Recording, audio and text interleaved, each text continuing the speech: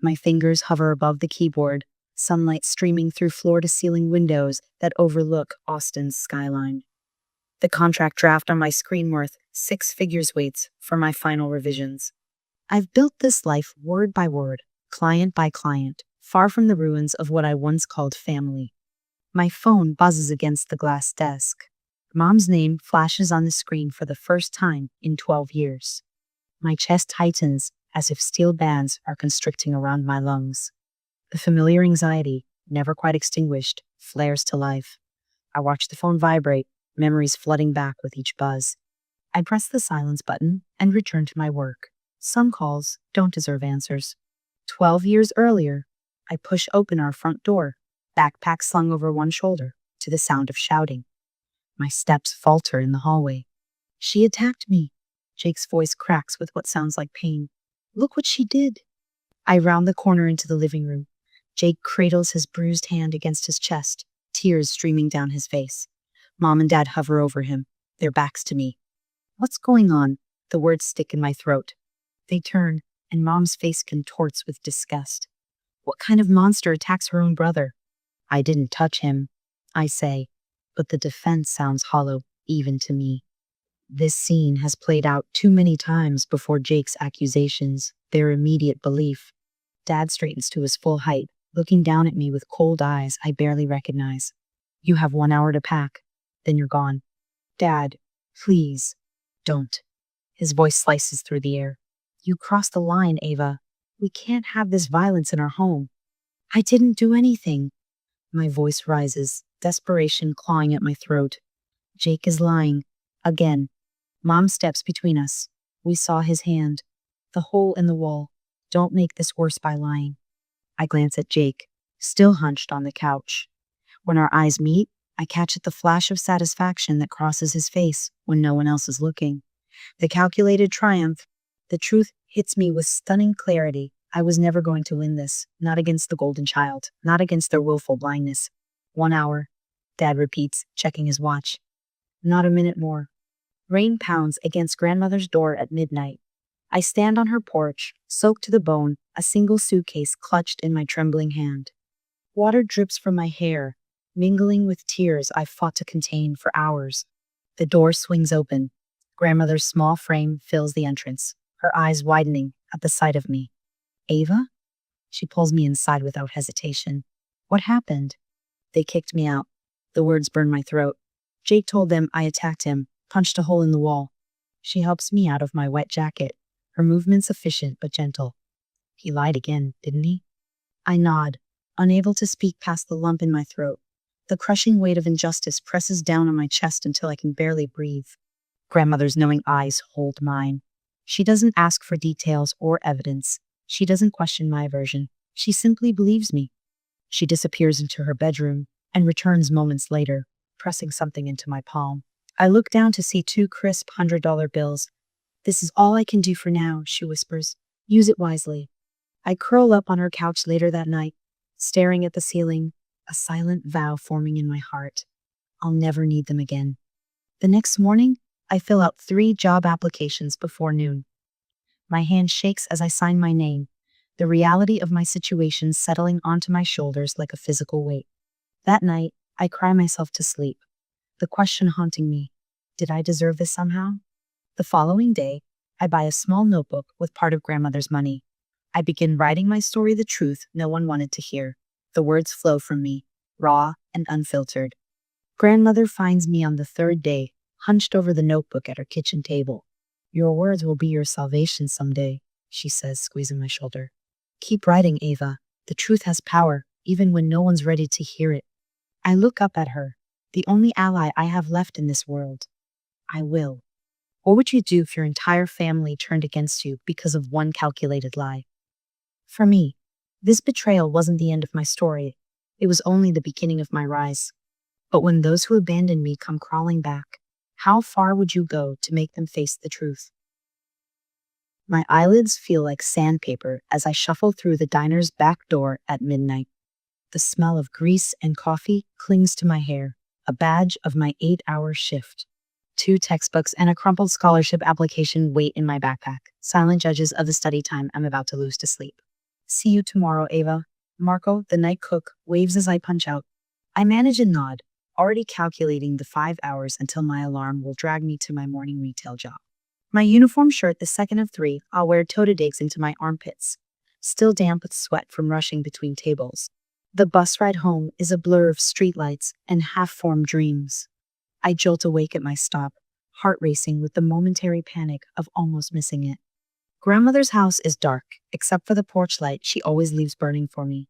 In my tiny room, I spread the scholarship application on my desk and uncap my pen. The essay prompt swims before my eyes. Describe a challenge you've overcome and how it shaped your educational goals. I laugh a sharp, bitter sound in the quiet room. Where to begin? My pen hovers over the page. This is attempt 17. The previous 16 versions lie in a folder beside me, each one too angry, too desperate, or too revealing. I need this money, but I need my dignity more. I write until the numbers on my alarm clock blur. When my head finally drops onto my textbook, the pen still clutched in my hand, I dream of blank walls without accusers. The rejection letter sits on my desk, its crisp edges mocking my frayed nerves. While your application showed promise, I don't read the rest. Instead, I reach for 5 more applications I printed at the library yesterday. Each one represents another chance, another door that might open. I place my hand on my collarbone, breathing deeply before beginning again. The custodial job at the community center pays less than the diner, but lets me work after classes. I push mops across floors while other students attend parties. I memorize marketing theories while scrubbing toilets, reciting definitions under my breath like prayers. You're the hardest worker I've ever seen, my supervisor tells me, signing my overtime sheet without question. What he doesn't understand is that hard work isn't a choice for me, it's survival. College orientation buzzes with excited chatter and parental advice. I stand alone, clutching my campus map, watching families take photos and share proud embraces. My stomach knots when a father adjusts his daughter's hair before snapping a picture. First generation? A girl with bright blue hair appears beside me, her smile kind. I nod, not correcting her assumption. It's simpler than explaining that my family exists, but chose not to be here. Me too, she extends her hand. I'm Tara. Want to tackle registration together? That afternoon, I scanned the course catalog for practical classes business writing. Marketing analytics, but a creative writing elective catches my eye. An indulgence? A voice in my head warns. You can't afford indulgences. I register for it anyway. This is what raw talent looks like. Professor Martinez holds up my essay, her voice filling the classroom. Heat crawls up my neck as 24 pairs of eyes turn toward me. Ava has captured the essence of displacement without melodrama or self-pity. I stare at my notebook, unsure how to process praise for words born from pain. The essay, a thinly veiled account of standing alone at a bus stop with one suitcase, wasn't meant to impress anyone. It was just the truth. Later, the professor catches me after class. You should submit this to the college magazine. They pay contributors, she adds when I hesitate, correctly reading the calculation in my eyes. Not much, but it's a start. 3 weeks later, I hold a check for $25 in a magazine, with my name in print. I trace the letters, something unfamiliar expanding in my chest. Not pride, yet something more tentative. Possibility? My dorm room closet becomes my first office. A desk lamp clamped to the shelf illuminates the wall where I've pinned freelance listings. Red circles mark completed jobs website copy for a local bakery, product descriptions for an Etsy shop, blog posts about topics I research at midnight. My spreadsheet tracks my growing rates: $50, then $100, finally $500 per article as my portfolio expands. Each cell represents another step away from dependence, another break in the wall between my past and future.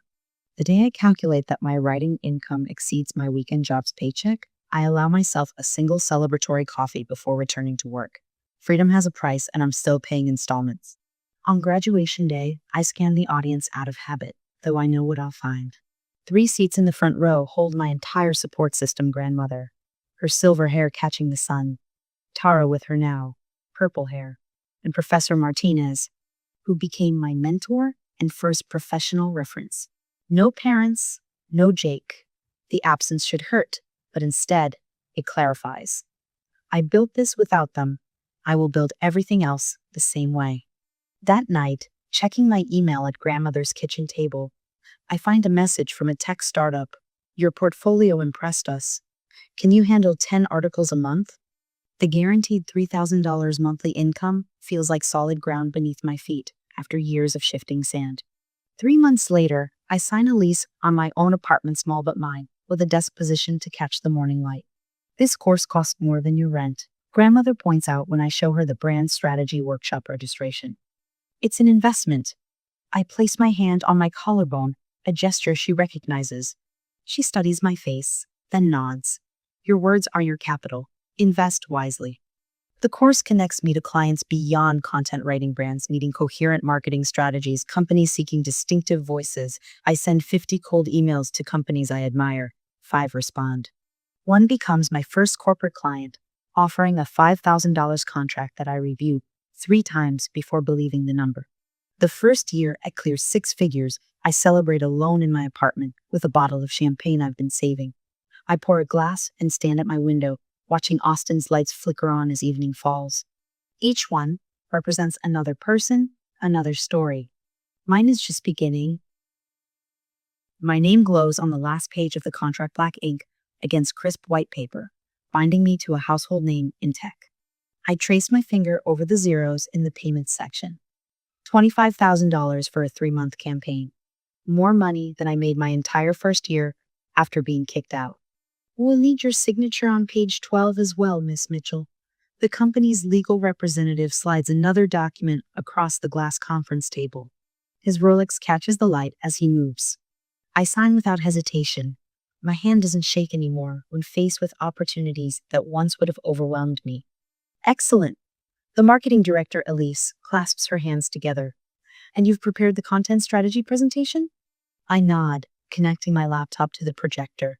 The boardroom falls silent as executives in tailored suits lean forward. My heart pounds as the first slide appears, but my voice remains steady. This is my territory now.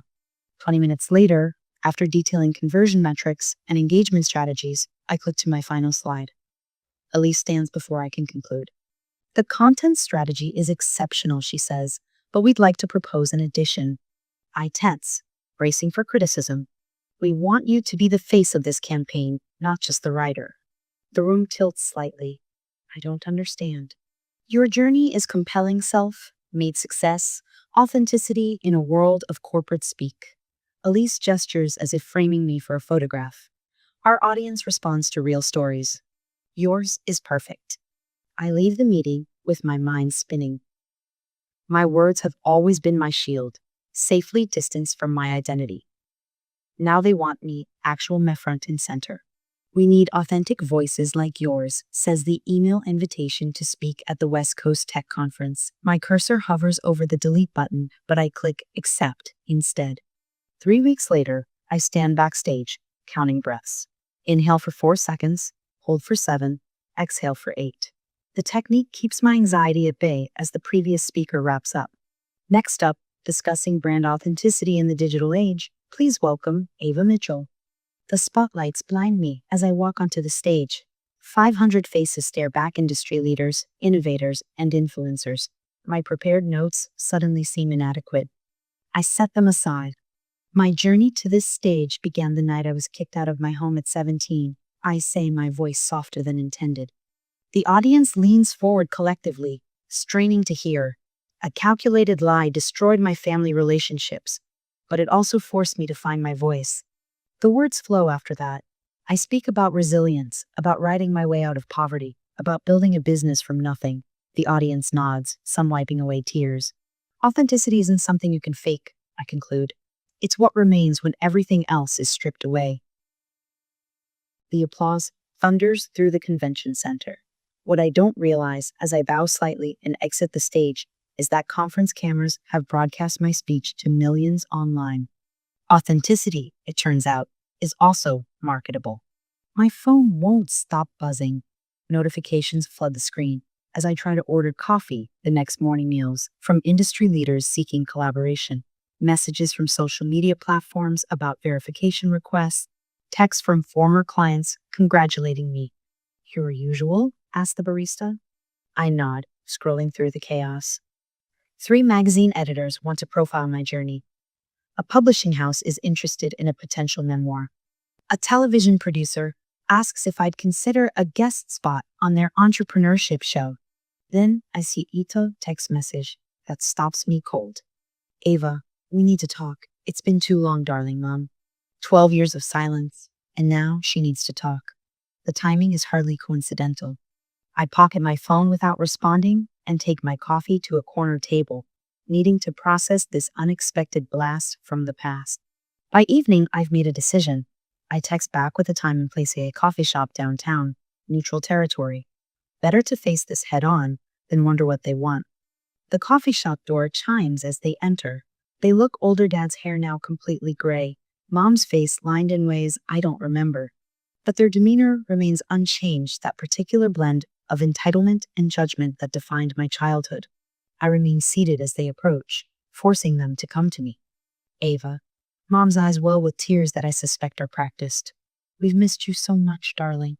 Dad settles into the chair across from me, his expression solemn. You look well. Success suits you. Thank you, I reply, keeping my voice neutral. How did you find me? Your speech, Mom says, dabbing at her eyes with a tissue. It was all over our social feeds. You've always had such a way with words. Dad clears his throat. Families should stick together no matter what. It's been too long and life is short. We should put the past behind us. His words sound rehearsed, as if he practiced them in the car on the way over. I take a sip of my coffee, noting how neither of them has actually apologized. How's Jake? I ask. The silence that follows is thick and awkward. Mom fidgets with her wedding ring while Dad suddenly becomes interested in the menu board. He's doing fine, Mom finally says. I wait, but no further details are offered. Interesting. After several minutes of strained small talk about the weather and my apartment neighborhood, Dad leans forward. We're so proud of what you've accomplished, Ava. And it seems like you're doing quite well for yourself. I know where this is heading. What do you want, Dad? Mom interjects quickly. We've hit a bit of a rough patch. Your father's retirement fund took a hit with the market downturn, and I've had some medical issues. Nothing serious, Dad adds, but the bills have been substantial. He reaches into his briefcase and slides a document across the table. I glance down at itemized costs for house renovations, totaling $50,000. We're a family, Dad says, his tone suggesting this explains everything. Family helps each other, right? When I don't immediately respond, his expression hardens. A flash of familiar anger crosses his face, the same look he gave me the night he ordered me to leave. I have a question, I say, my voice surprisingly calm. Did you ever believe me about what really happened with Jake? Mom shifts uncomfortably in her seat, avoiding my eyes. Dad waves his hand dismissively. The past is the past. Jake was a kid. We all make mistakes. In that moment, everything becomes crystal clear. Nothing has changed. 12 years, and they still choose Jake. They still believe his lies. They still see me as nothing more than a resource to be used. I stand up, gathering my things. I have one condition. I'll help you under one condition. My voice remains steady as I deliver these words, despite the hurricane of emotions swirling inside my chest. The afternoon sun filters through the cafe windows, casting my parents in a harsh light that reveals every line etched into their faces by time and choices. Name it, my father says, relief washing over his features. He reaches for his wallet, as if preparing to write down payment terms. I fold my hands on the table. I want a family gathering. Everyone, grandparents, aunts, uncles, cousins, everyone. My mother's smile flickers, uncertainty creeping in. A reunion? After all this time? Not a reunion. I meet her eyes. A confession. The word hangs between us like a dropped bomb. My father's hand freezes mid-reach. I want you both to admit what really happened. Tell everyone how you chose to believe Jake without evidence. And Jake, I take a deliberate breath, needs to confess that he lied about me attacking him. My mother's face drains of color. My father's knuckles whiten as he grips the edge of the table. You can't be serious. His laugh is incredulous, brittlest than ice. Completely serious. My mother leans forward, her voice dropping to an urgent whisper. We can't humiliate Jake like that. His reputation. What about my reputation? The question slices through her plea. The one he destroyed? The one you helped him destroy? Their silence confirms what I've always known. My father attempts to negotiate. We could say it was a misunderstanding, that we all misinterpreted. The truth or nothing, I interrupt. Your choice. They exchange glances loaded with 12 years of protected lies. My father nods almost imperceptibly, and they both stand. We need to discuss this. I watch through the window as they huddle outside the cafe, heads bent together in furious whispers. My father gestures sharply. My mother dabs at her eyes. The familiar choreography of their joint manipulation. When my mother returns alone, fresh tears streak her makeup. Jake has a good job now. This would ruin him. He lives with you still, doesn't he? I ask, though I already know the answer from their financial documents. She nods, eyes avoiding mine. He's saving for his own place. At 33, my father returns, sliding into his chair with the imperious air that once terrified me. You need to let this go if you want to be part of this family. The ultimatum meant to wound, to control washes over me without leaving a mark. I already have a family, I reply calmly. People who actually care about me. I gather my belongings and stand, leaving my coffee half finished. When you're ready to tell the truth, you have my number. I walk out, back straight, eyes forward. The weight I expected to feel guilt, regret, longing is mysteriously absent. Instead, a lightness fills my chest as I breathe in the spring air. In my car, I dial my grandmother. They chose him. Again, I tell her when she answers. They always will. Her voice carries the wisdom of years watching this pattern unfold. That's why you needed to leave. I drive home to my apartment, the evening sunlight gilding the city skyline. The peace I feel isn't what I expected. For years, I imagined confronting them would reopen old wounds. Instead, it's confirmed that the distance between us is necessarily a protective boundary rather than a punishment. At midnight, my phone lights up with a text. Jake. Still playing the victim? Pathetic. I watch the ellipsis bubble as he types more. Don't think you can turn the family against me. They'll never believe you over me. The final text contains a photo. Jake with our parents, arms slung around each other's shoulders, smiling widely. Taken today, after our meeting. A visual reminder of their allegiance. But what Jake doesn't realize is that he's just made a critical mistake. In trying to hurt me, he's given me exactly what I need. His next text confirms it. Everyone knows you're lying about what happened. I never touched that wall. You're the one who went crazy. I screenshot everything immediately, my fingers working with methodical precision. Each message, each damning word saved. Evidence secured. Jake has finally admitted to the lie in writing, not directly, but clear enough for what I need. The mistake he doesn't realize he's made sends a rush of vindication through my veins. The next morning, I arrange the screenshots in chronological order, creating a document that tells a story 12 years in the making. I forward everything to Melissa, a lawyer I've befriended through networking events. Can we meet? Today, if possible. 3 hours later, we sit across from each other at a quiet corner table in a downtown café, the one where I confronted my parents. That place feels tainted now. Do I have grounds for defamation? I ask, sliding my phone across the table. Melissa scrolls through the screenshots, her professional demeanor briefly cracking as she reads Jake's words. This is remarkably explicit. She looks up, lawyer mode fully engaged. Potentially actionable. The statute of limitations is tricky since the original incident happened when you were minors, but these new messages restart the clock. The photo with your parents after the meeting adds context that strengthens your case. Her fingers tap thoughtfully against the tabletop. We could file suit, claim emotional distress, demand financial compensation for reputational damage. She studies my face. Is that what you want, though? Legal action? I consider her question as I stir my latte, watching the swirls of cream dissolve into the coffee. The path before me branches in two directions. Pursue them legally, drag everything into public record, force them to defend their lies under oath, or find another way. I don't want their money, I finally say, the realization crystallizing as I speak it aloud. I want the truth exposed. I want them to face what they did not in a courtroom, but in the court of our family, our community. Truth over compensation, Melissa nods. That's actually rare in my line of work. Truth is the only currency they've never offered, I say. It's the one thing they can't buy their way out of. She slides the phone back across the table. Then you have options beyond litigation. A carefully crafted email to family members with these screenshots attached. A request for statements from those who witnessed Jake's pattern of behavior. Documentation from your grandmother about what she observed. As she speaks, a strategy forms in my mind, clear, precise, and devastating in its simplicity.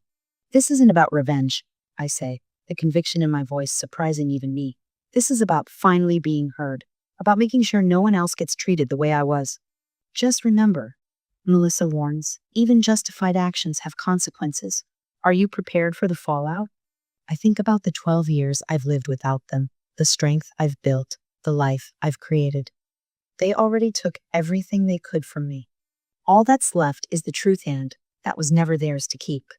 I look down at Jake's messages again. 12 years of lies condensed into careless confessions. The ammunition is now in my hands, not for destruction, but for liberation. The question is no longer what will I do with it, but when. Evidence spreads across my desk like a battlefield map. Old diary pages yellowed and worn bear witness to Jake's patterns in my careful teenage handwriting. Screenshots of texts glow on my tablet screen, his words illuminated in digital permanence. A voice recording sits ready on my phone. Grandmother's steady voice recounting what she saw the day Jake claimed I attacked him. And finally, the photos I'd forgotten. I had snapshots of an undamaged wall taken hours after Jake claimed I punched through it. 12 years of silence ends tonight. My fingers hover over the keyboard, not unlike they did when Mom's call interrupted my workday last week.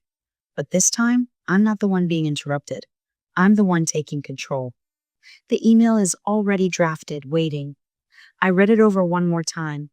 To my extended family. I haven't shared my side of the story until now. Here's why I disappeared 12 years ago. I'm not seeking money or sympathy. I don't ask for your judgment. I only want the truth known. Attached, you'll find documentation that speaks for itself. Ava, simple, factual, devoid of accusations or emotional pleas. Just the truth organized chronologically in a neat PDF attachment. I click send before I can reconsider. The whoosh of the outgoing message sounds like freedom. Within an hour, my inbox starts to fill. I always suspected something wasn't right. Aunt Sarah's message arrives first, her words confirming what I'd sometimes wondered had others seen through Jake's act. Uncle Mark's message hits harder. Jake tried to blame our son for stealing money last Christmas. We didn't believe him, but we never connected the dots to what happened with you. The most painful response comes from Cousin Rachel. He told everyone you had mental problems. I'm so sorry we believed him. I should have reached out sooner.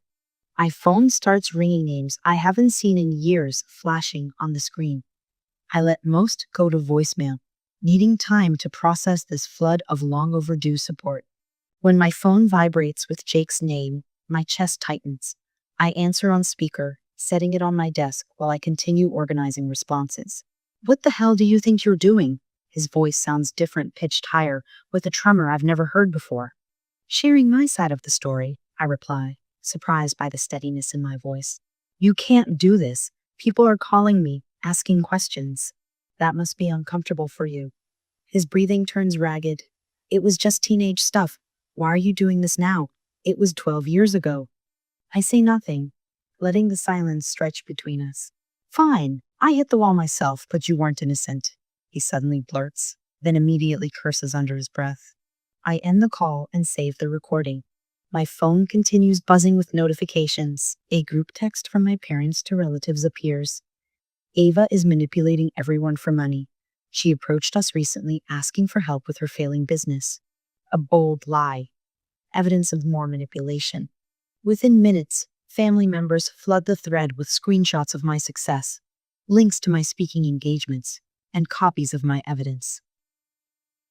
Mom's tearful voicemail comes next. Why are you destroying this family after everything we've done for you? I delete it halfway through. Dad's email arrives with clinical precision. We'll never forgive you for this public humiliation. Some things should remain private, Ava. When I call grandmother to update her, she sighs deeply. They're afraid of losing face with the country club crowd. Your parents care more about appearances than truth. Always have.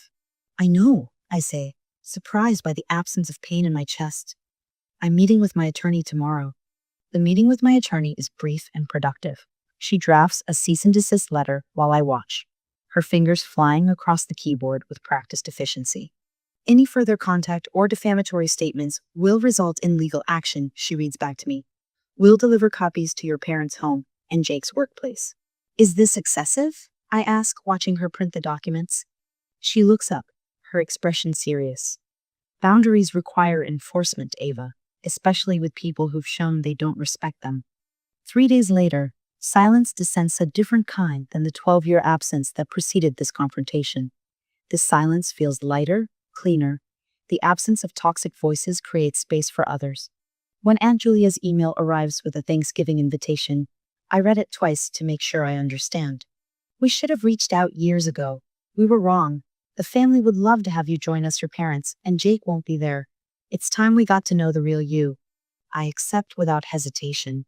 Standing in Julia's dining room 2 weeks later, surrounded by relatives who now know the truth, I feel a strange new sensation belonging without fear. When they gather for a family photo, the first in 12 years without my parents or Jake, I don't hesitate to step into frame. As the camera flashes, capturing this new beginning, I realize that family isn't defined by blood, but by those who stand by the truth. I chose integrity over manipulation and discovered a support system I never knew existed. My parents and Jake have faded into silence, but I face my future unburdened by their toxicity. Sometimes the family you choose is more powerful than the one you're born into. Would you have had the courage to do what I did? Your words matter, I tell the small crowd gathered at New Horizons Youth Shelter.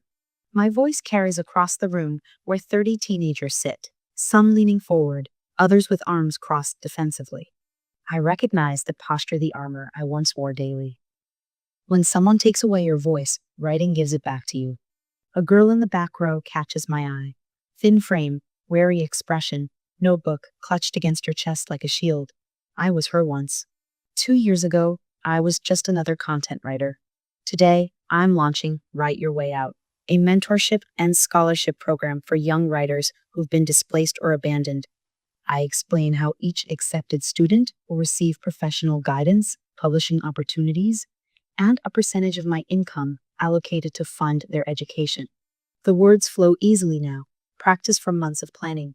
Sometimes the people who should love you the most are the ones who hurt you the deepest, I say, watching recognition flash across their faces. But that doesn't have to be the end of your story. After the presentation, the girl from the back approaches, knuckles white around her notebook. Can I really make it like you did? Her voice barely rises above a whisper.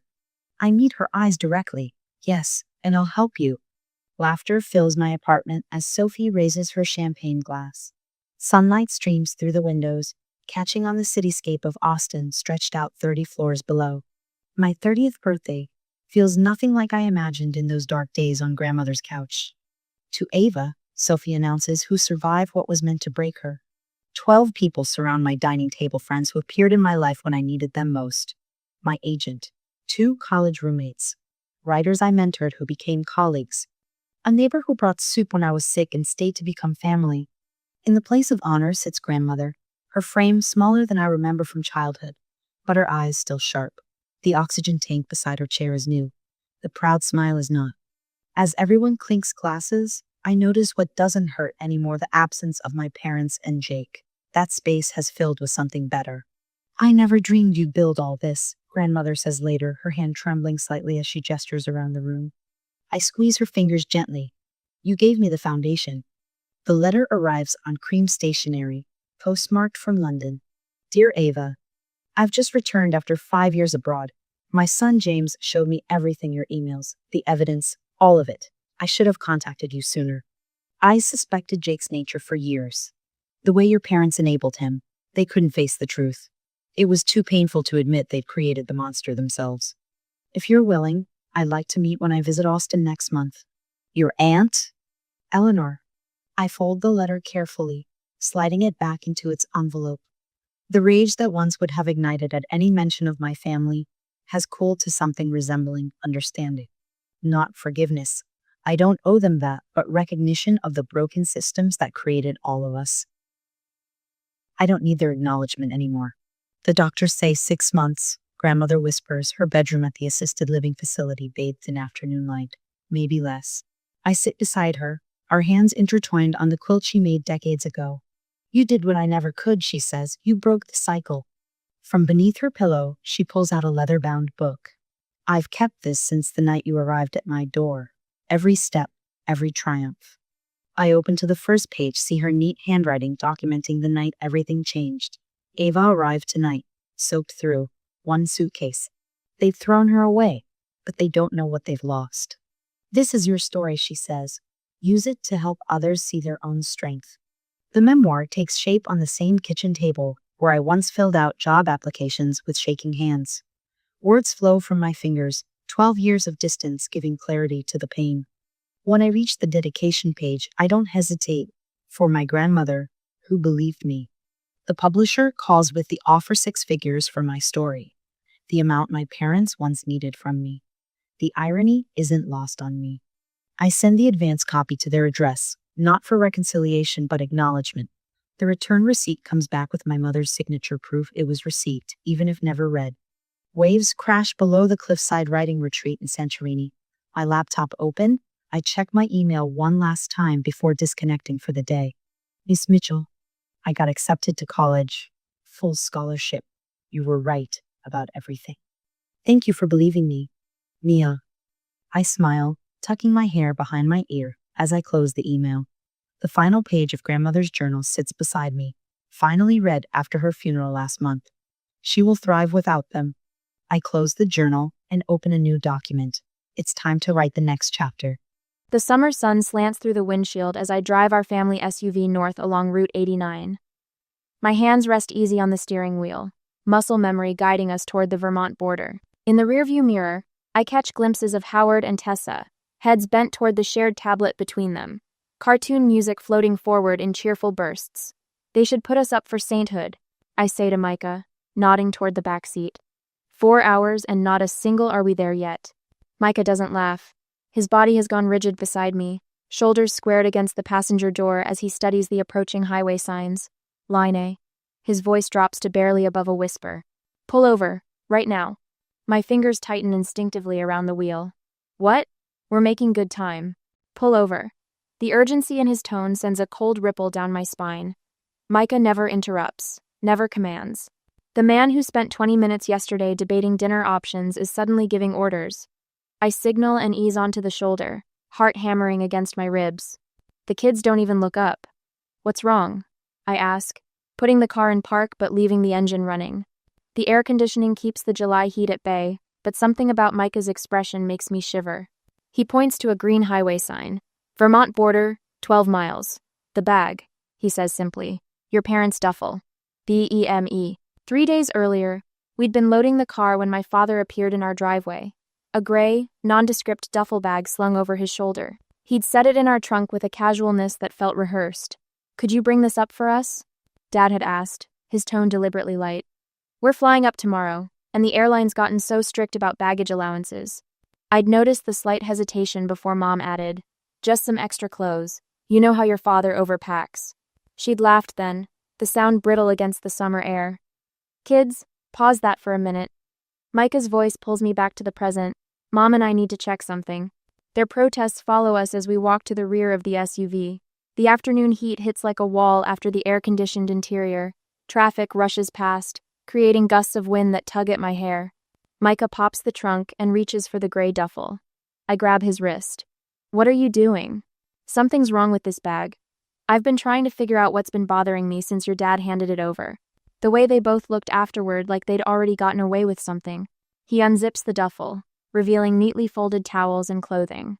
For a moment, I feel foolish, until Micah reaches into a small toiletry bag tucked along one side and pulls out vacuum-sealed packets, their contents disguised by opaque plastic. My stomach drops. The world narrows to those small, innocent-looking packages. My hands, which had been trembling since Micah first spoke, suddenly go still. Understanding clicks into place with terrible clarity. They put that in our car, I whisper, the words burning my throat. With our kids. I look toward the front seats where Howard and Tessa sit oblivious, caught in the bright animation on their screen. The magnitude of what my parents have done, what they've risked, slams into me like a physical blow. If we'd crossed the border. My voice trails off. Micah finishes the thought. Border Patrol would have found it. We'd be arrested. The kids would end up in social services custody while we sat in a detention center. He looks at me, eyes dark with controlled anger. They used you, Line. Used your reliability. They knew you wouldn't check the bag because they're your parents and you trust them. The realization cuts deeper than the betrayal itself. My whole life I've been the responsible one, the fixer, the one who could be counted on. And they've weaponized that trust against me, against my children. I reach for my phone. Border Patrol is just miles ahead. Whatever's in those packages needs to be reported. But another thought freezes my finger above the screen. If I make that call, my parents become criminals. And with a sickening clarity, I realize they've ensured I'm implicated too. Their perfect, reliable daughter, the unwitting mule. What do we do? I ask, staring at those innocent-looking packets, nestled among beach towels and sunscreen. The answer stretches before us, like the long road back home, complicated and treacherous. One thing is certain, everything has changed. 15 minutes later, the summer heat fades to a dull throb as I drive our SUV away from the border, my hands gripping the steering wheel so tightly my knuckles turn white. In the back seat, Howard and Tessa have returned to their cartoon, oblivious to how close we just came to disaster. Micah sits beside me, phone in hand, scrolling through contacts. Call Delaney, I say, my voice steadier than I feel. She might know something. My sister answers on the third ring, her voice falsely bright. Line, where are you guys? Everyone's waiting. Change of plans, I say carefully. We found something concerning in Dad's bag. A pause stretches between us, too long to be innocent. What bag? The gray duffel Dad asked us to bring. Another pause. Oh, the package, I mean the bag. She stumbles over the correction. What about it? The road blurs before me. My sister's slip echoes in my ears like a gunshot. Package, not bag. I swerve slightly, earning a honk from a passing truck. Line? Delaney's voice sharpens with concern that sounds rehearsed. Are you okay? I need to go. I hang up, pulling onto the shoulder again. My body shakes uncontrollably as realization floods through me. Not just my parents. Delaney knew too. The family fixer was being set up to take a fall if necessary. Micah reaches across the console, his hand warm on my arm. Let's find somewhere to stop. We need to regroup. An hour later, we've checked into a roadside motel. The kids bounce on one of the twin beds while Micah stands protectively near them. I pace the faded carpet, my phone clutched in my hand like a grenade with the pin half pulled. When it rings, my father's name flashes on the screen. I answer on speaker. Where are you? Dad asks without preamble. Everyone's been here since noon. We're not coming, I say simply. A beat of silence. What do you mean you're not coming? I think you know, Dad. Honestly, Lene, I have no idea what you're talking about. His confusion sounds genuine, but I've witnessed his performances before. Like when he convinced our elderly neighbor he'd never borrowed her lawnmower, despite it sitting in plain view in our garage. Mom's voice cuts in, closer to the phone now. Honey, everyone's been waiting for you. Your aunt drove all the way from Pittsburgh. Ken. We found what's in the duffel bag, I say flatly. The silence that follows speaks volumes. No questions about what I mean, no confusion. Just silence. Whatever you think you found, Dad begins. Don't. My voice cracks. Don't lie to me anymore. Now listen here, his voice hardens. After everything we've done for you, we're paying for Kyle's private school tuition because your sister can't. I hang up, my hands trembling again. The familiar weight of family obligation presses down on me, but for once, it's outweighed by something else, fear for my children. They could claim you knew? Micah says quietly, moving away from the kids who are now engrossed in the motel television. If we'd been caught at the border, they could say you agreed to transport it. The reality of our situation lands like a physical blow. Criminal charges. Our children taken away while we sit in a detention center. My lifelong role as the responsible one in the family, the fixer, has escalated to potential criminal liability. Remember last month when they asked us to help with Kyle's tuition? I whisper. $3,000 we couldn't really spare? Micah nods, pulling out his phone. Look at this text from your mother this morning. The message glows accusingly on his screen. Just checking that you remembered to pack the gray bag. Digital evidence of a setup. My mother's seemingly innocent text transformed into something sinister insurance that we'd be implicated if things went wrong. For a moment, I can't breathe. The motel room spins around me as I grasp the full extent of the betrayal.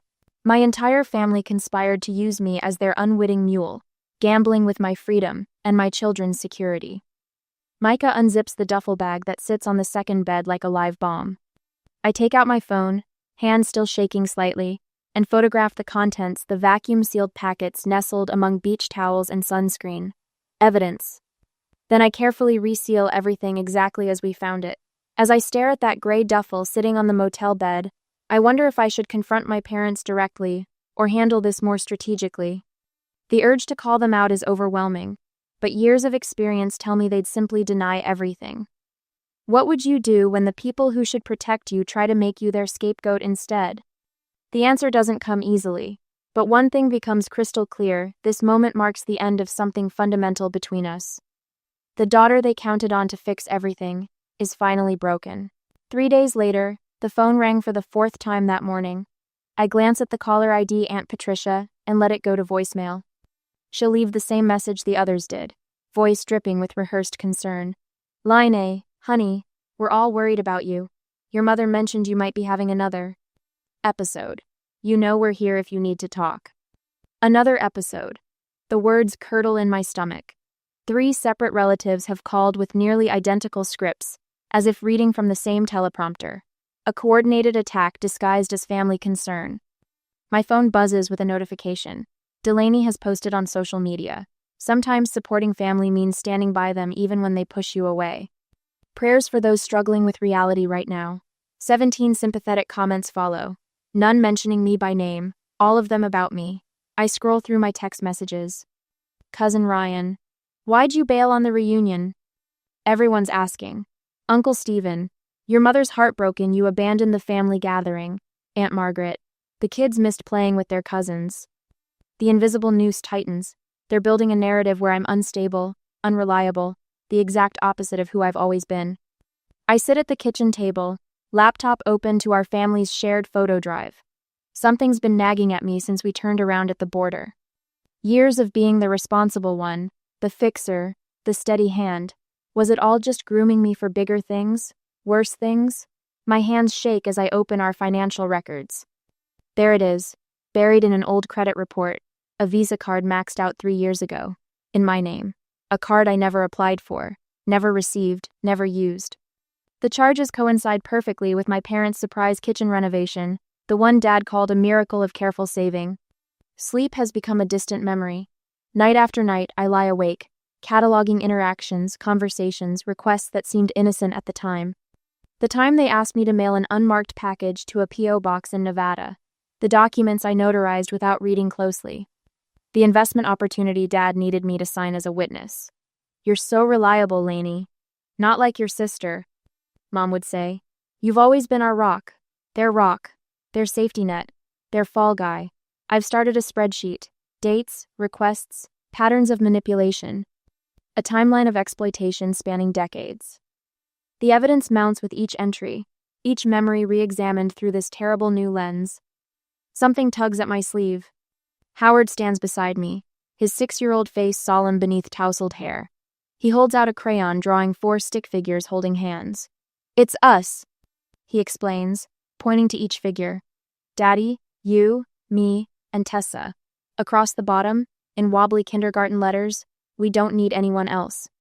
I gather him into my arms, his small body warm against mine.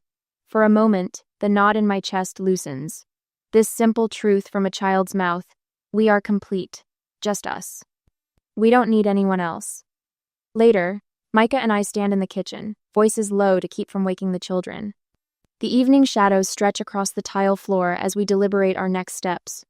They'll just deny everything, Micah says, leaning against the counter. You know how this goes. I look at the calendar on the wall, each day marked with commitments I've made to everyone but myself.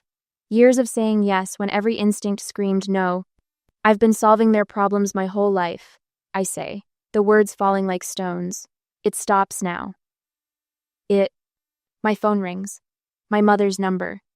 I answer on speaker. Line? Where's the bag, honey? You were supposed to be here 3 days ago.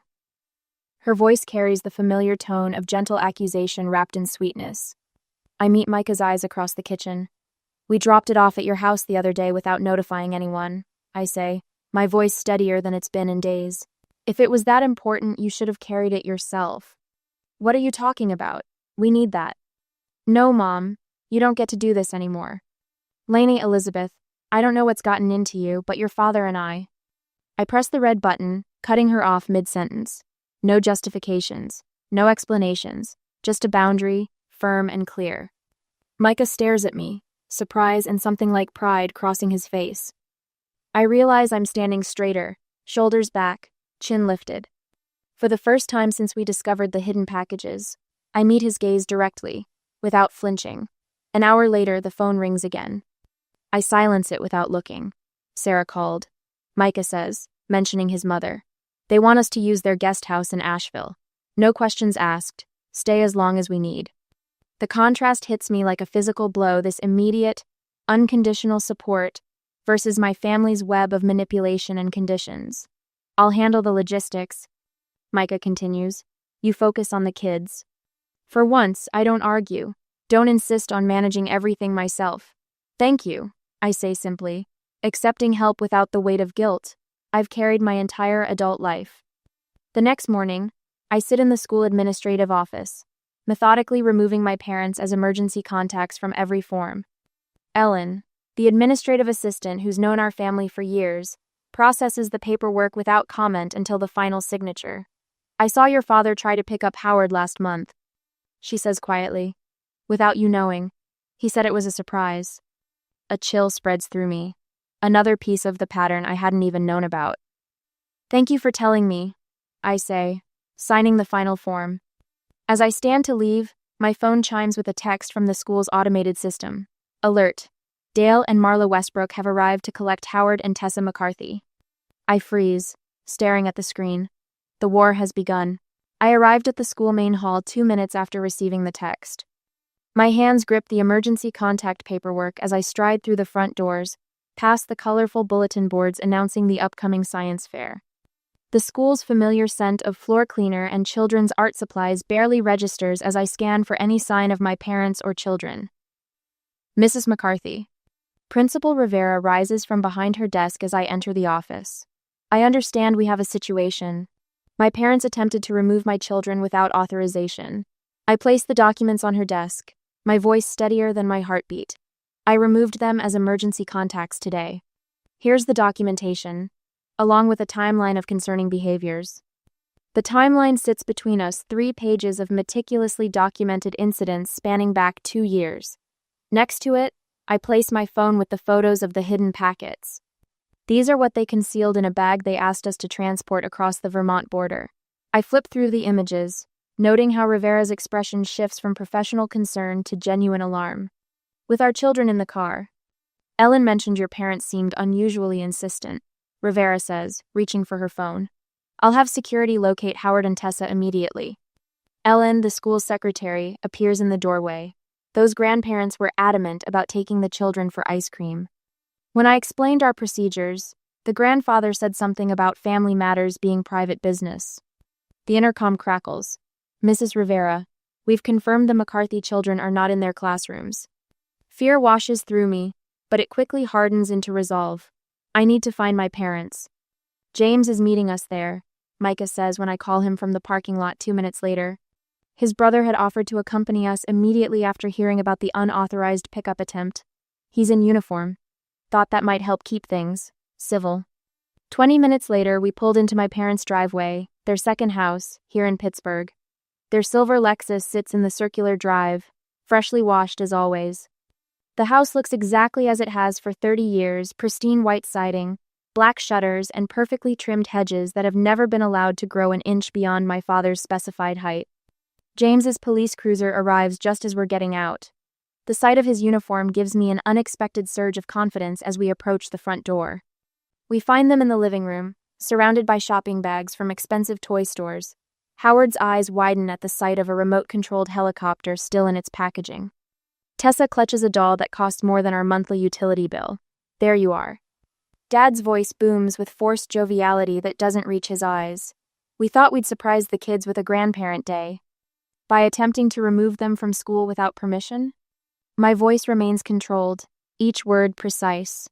Just having some grandparent time, Dad says, defensive aggression creeping into his tone. Since you decided to skip the family reunion. Mom steps forward, placing her hand on Tessa's shoulder. We bought some little presents. Nothing wrong with spoiling our grandchildren, is there? James moves slightly to his left, positioning himself between my parents and the children. I notice him taking in the mountain of expensive gifts, his eyebrows rising slightly. Howard, Tessa, Micah says calmly, please go wait in the hallway while we talk to Grandma and Grandpa. The children hesitate, clearly torn between their new treasures and their father's instruction. Now, please, I add, keeping my tone light but firm. Once they're out of earshot, I turn to my parents. You were removed as emergency contacts. You knew that attempting to take them was unauthorized. Such dramatic language. Mom laughs, the sound brittle against the tension in the room. Unauthorized, as if we're strangers and not family. James discreetly photographs the pile of gifts with his phone. Later, he'll point out that the expensive items far exceed what my parents claim as income on their tax returns, information he's privy to after helping them with financial paperwork last year. We're leaving now, I say. The children will not be returning here without supervision. Standing in my parents' living room, watching them shower my children with gifts, I wonder, should I expose their smuggling attempt right there, or quietly extract my family and cut ties permanently? The satisfaction of confrontation tempts me, but would it bring the closure I needed? The gray duffel, I say suddenly, watching Mom's carefully composed face crack slightly. Where is it now? Dad's eyes flick toward the garage door briefly before he recovers. What duffel?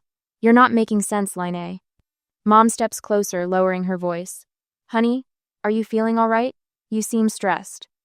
Micah has already gathered the children in the hallway. James positions himself near the front door, his presence a silent reminder of consequences. We'll be filing a report about the attempted unauthorized pickup, James says professionally, for documentation purposes.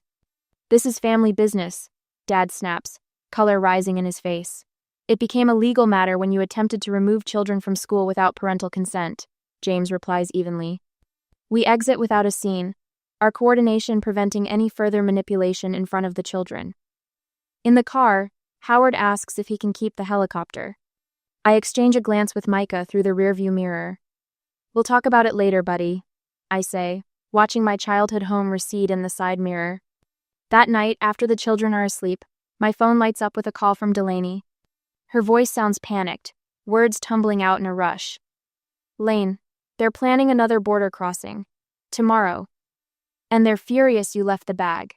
The next day, the doorbell rang at 8 in the morning. I'd been expecting them. Through the frosted glass, I could make out two figures.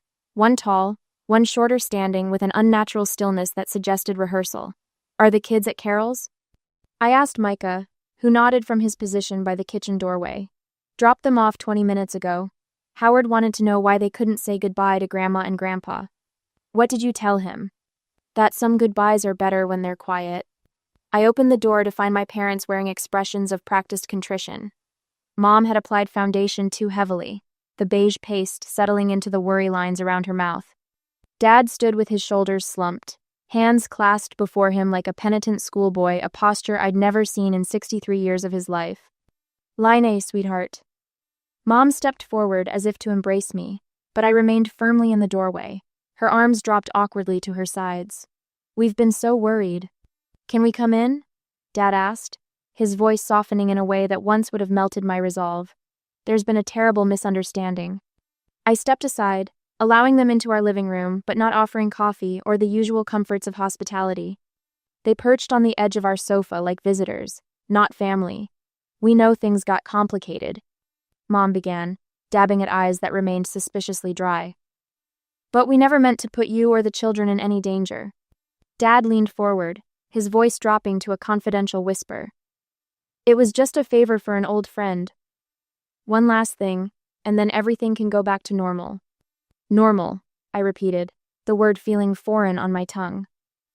We've already spoken to Dr. Patterson, Mom added, naming our family physician of 20 years. We mentioned your episodes, the increasing instability. Episodes. My voice remained flat. Honey, we're concerned. These accusations, this paranoia. Dad shook his head sadly. It's not like you.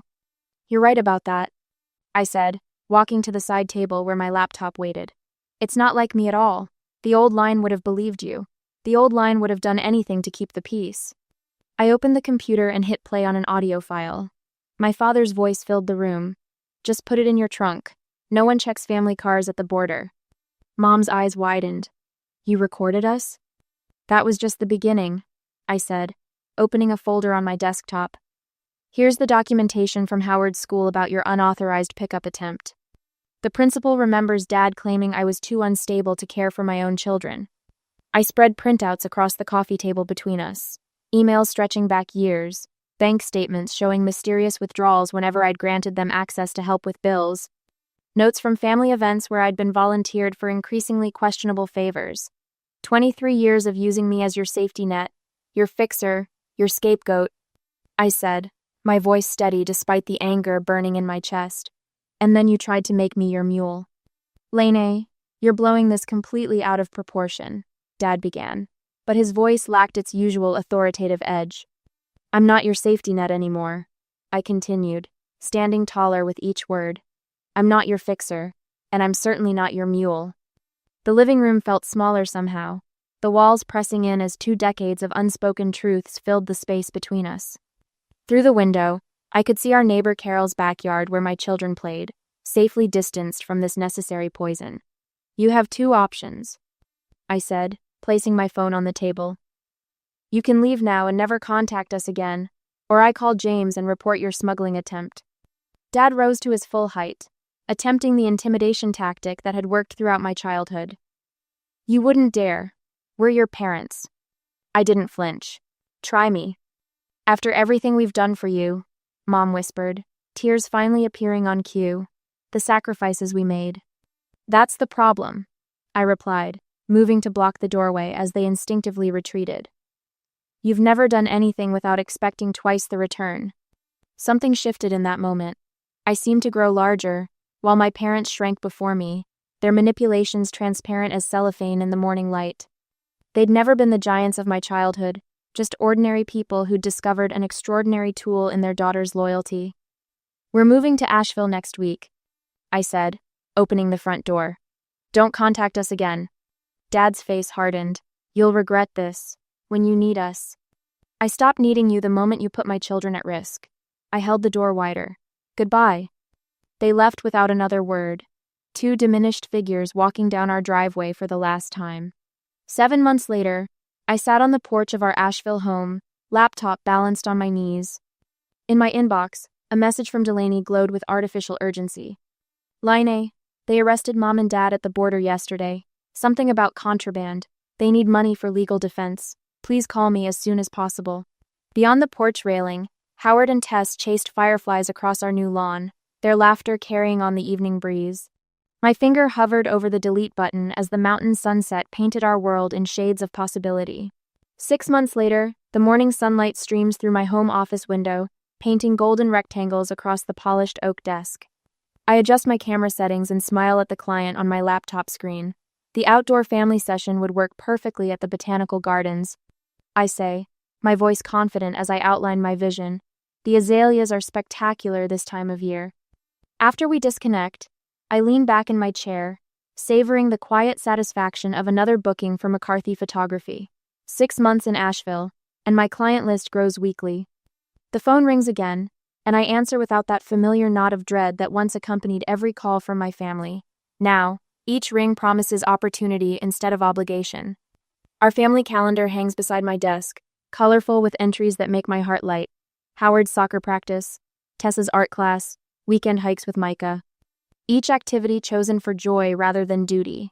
No forced family gatherings, no last-minute crises requiring my intervention. The children flourish under our new routine of clear boundaries and consistent expectations. Last week, Howard's teacher commented on his improved confidence. Tessa no longer chews her fingernails. Small victories that validate our difficult choice. My cell phone vibrates against the desk. Unknown number. Is this Lanny McCarthy? The woman's voice sounds vaguely familiar. Janet Simmons here. I was speaking with your mother at our church group, and she mentioned you've started a photography business. My daughter's getting married in June, and I'd love to discuss your availability. My stomach tightens momentarily, an old reflex. I recognize the familiar pressure to accommodate, to please, to maintain connections to a past life. But the feeling passes quickly, replaced by a calm certainty. I appreciate your interest, but my schedule is fully booked through summer. I reply, my voice steady. I'd be happy to recommend several excellent photographers in your area. But surely you could make an exception? Your mother said. My priority list has changed. I interrupt gently. My children and peace come first now. I hope your daughter has a beautiful wedding day. After we disconnect, I delete the message notification without a trace of anxiety or guilt. The boundaries I've built aren't just walls, they're the foundation of our new life. That evening, laughter fills our backyard as Micah flips burgers on the grill. His parents, brother James, and sister-in-law Eliza gather around our patio table, passing salads and swapping stories. This small circle of genuine support has become our chosen family. Micah raises his glass, the setting sun catching in the amber liquid. To boundaries that protect and choices that heal, he says, his eyes finding mine across the table. I smile back, the expression reaching my eyes in a way that once felt foreign but now comes naturally. The constant vigilance, the expectation of crisis that once shadowed every moment, has gradually lifted. In its place, a simple joy in ordinary days. Later, after guests depart and children sleep, I sit cross-legged on our bedroom floor with our family album open before me. The first page shows us loading the car the day we left Micah's arm protectively around Howard, Tessa's brave smile, my own face determined, but frightened.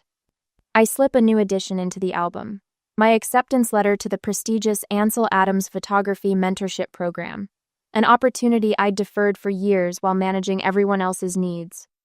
Beside it, I place the calendar page marking 1 year of therapy, gold stars tracking milestones of healing from family trauma.